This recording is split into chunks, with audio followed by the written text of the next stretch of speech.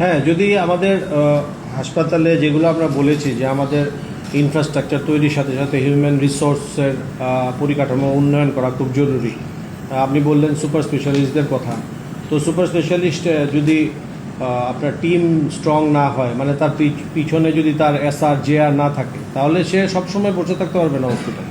উনি তো 8 ঘন্টা কাজ করে বাড়ি যাবেন, তারপরে তো আরেকজন লোক লাগবে ফলো আপে, ভোরে এসে সে আবার রাউন্ড দেবে। তো এই জিনিসগুলো তো যেভাবে সব জায়গায় হয়, আমাদের এখানে আমরা তো ভিন্ন গ্রহের লোক নই, যেভাবে অন্য মেডিকেল কলেজে হচ্ছে আমাদের এখানে সেম হবে।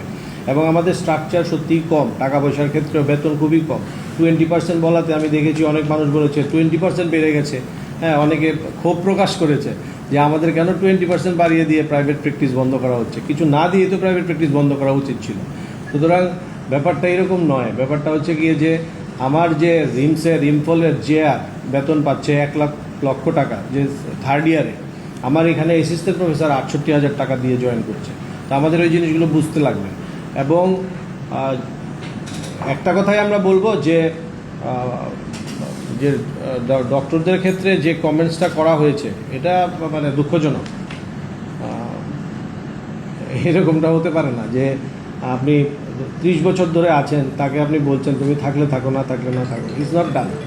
হ্যাঁ, তো এরকম একটা সিচুয়েশনে গিয়ে আমরা আশা করব যে এরকমভাবে যাতে আমাদেরকে বলা না হয়। দ্বিতীয় কথা হচ্ছে যে প্রাইভেট প্র্যাকটিসের কারণে যদি সাধারণ মানুষের ক্ষতি হয়ে থাকে, তাহলে আমাদের এই প্রাইভেট প্র্যাকটিস করার দরকার নেই, আমাদেরকে তো গভর্নমেন্ট বেতন দিচ্ছে না। কিন্তু আমরা চাইছি যে ওভারঅল এইমসকে নিয়ে আমাদেরকে যেভাবে বলা হচ্ছে যে এইমসের মতো আমরা হব, তাহলে এটা সত্যিকারভাবে খুলনলছে বদলেই এইমসের মতো হওয়া উচিত। ম্যান পাওয়ারের কি মেইনলি ডাক্তার নার্সের ক্ষেত্রে মানে আনুমানিক শর্টেজ কেমন আছে জিবি হাসপাতালে? শর্টেজ তো যথেষ্ট আছে, স্যারও জানেন যে শর্টেজের ব্যাপারে আমাদের যে মানুষ যে নেই তা নয়, কিন্তু আমরা যে আরও দেখুন কিছুদিনের মধ্যে আমরা 250 স্টুডেন্টে যাচ্ছি এমবিবিএস। তো এনএমসি তো খোঁজ করবে মানুষের, কারা দেখাবে, কারা পড়াবে তাদেরকে। সেই ক্ষেত্রে আমাদের এখানে দেখুন রিসার্চ, এডুকেশন এবং পাবলিক সার্ভিস, এই 3টা মেইন পিলার থাকে মেডিকেল কলেজে।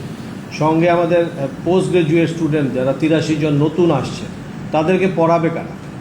আপনার অ্যাসোসিয়েট প্রফেসর কতজন আছে, আপনার অ্যাসিস্ট্যান্ট প্রফেসর কতজন আছে, এফডিসি একটা পোস্ট আছে আমাদের 54 জন, বা অন্যান্যরাও আছে, ফিক্সড ডিউটি চার্জ, এই ধরনের কোনো পোস্ট পৃথিবীর আর কোথাও আছে কিনা আমার ঠিক জানা নেই। কিন্তু আমার মনে হয় যে এই ধরনের মানে জিনিসগুলোকে শেষ করা দরকার। এবং বিভিন্ন খাতে বিভিন্নভাবে সরকার প্রচুর খরচ করছেন জিবি হসপিটালে।